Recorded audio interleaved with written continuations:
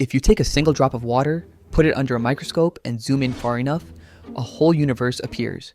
Creatures swimming, dividing, crawling, consuming entire ecosystems that you can't see with the naked eye. This is the microscopic world, and the science that studies it is microbiology. Microbiology is not about bugs, it's about the foundation of life. Let's begin with the smallest living organisms, bacteria. Bacteria are prokaryotes, single-celled organisms with no nucleus. Their DNA floats freely inside the cell, they reproduce quickly, and they live everywhere. On your skin, in soil, in oceans, in boiling springs, in your gut, even inside rocks. Bacteria come in different shapes: cocci, spheres, bacilli, rods, spirilla, spirals. But don't be fooled by their size. Some bacteria help you digest food, some fix nitrogen in soil, some break down pollutants, and some, like the ones causing tuberculosis or strep throat, make you very sick. Microbiology studies both sides, the helpers and the troublemakers. What makes bacteria so powerful is how fast they reproduce. Some divide every 20 minutes. In a day, one cell can become billions. They reproduce by binary fission. One cell splits into two identical ones. But bacteria also exchange DNA through plasmids, small loops of genetic material.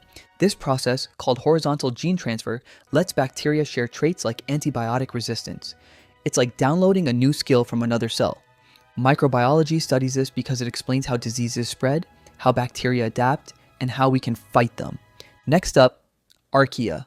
They look like bacteria, but genetically they're completely different.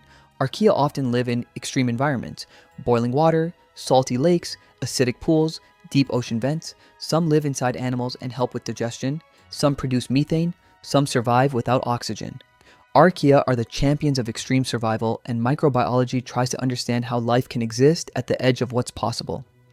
Now let's talk about fungi. Most fungi are multicellular, but some, like yeast, are microscopic. Fungi play essential roles in ecosystems. They decompose dead organisms, recycle nutrients, and form symbiotic relationships with plants.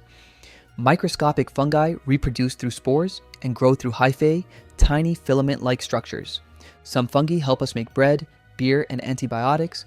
Others cause infections like athlete's foot or deadly diseases in crops.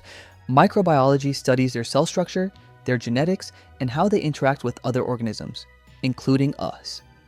Then we have protists, the most diverse group. They're eukaryotic microorganisms, meaning they do have a nucleus. Protists include amoebas, shape-shifting blob-like cells, paramecia, fast-swimming slipper-shaped organisms, algae, photosynthetic microbes that make oxygen, plasmodium, the parasite that causes malaria. Protists can hunt, swim, engulf food, photosynthesize, or parasitize. They're the everything else category of microbiology, and studying them helps us understand ecosystems, diseases, and evolution. And then there are viruses. Viruses aren't made of cells. They don't grow. They don't reproduce on their own. They enter host cells and hijack them to make more viruses. Some scientists debate if viruses are even alive. A virus is basically genetic material, DNA or RNA, wrapped in a protein shell. Simple but extremely effective. Microbiology studies viruses to understand how they infect cells, how they mutate, how they spread, how we can develop vaccines, and how to stop outbreaks. Viruses shape our world. From the common cold to pandemics, microbiology doesn't just identify microbes, it studies what they do. And microbes do a lot. Let's go through the major areas. Microbes built Earth's atmosphere. Cyanobacteria released oxygen billions of years ago, making complex life possible. In soil, microbes break down organic matter, recycle nutrients, and even help plants absorb water. In the ocean, microscopic algae produce at least half of the oxygen you breathe. Microbiology examines how microbes support ecosystems, regulate climate, and maintain life on the planet. Some microbes cause disease, and some prevent it. Medical microbiology studies how pathogens infect the body and how the immune system fights back. It explores antibiotics, antivirals, vaccines, and emerging diseases. Understanding how microbes evolve helps us predict outbreaks and develop treatments. Microbes also power many of our foods and technologies. Bread rises because yeast produces carbon dioxide. Yogurt forms when bacteria ferment milk. Antibiotics like penicillin come from fungi. Insulin can be produced by genetically engineered bacteria. Microbiology enables fermentation, pharmaceuticals, biotechnology, and bioengineering.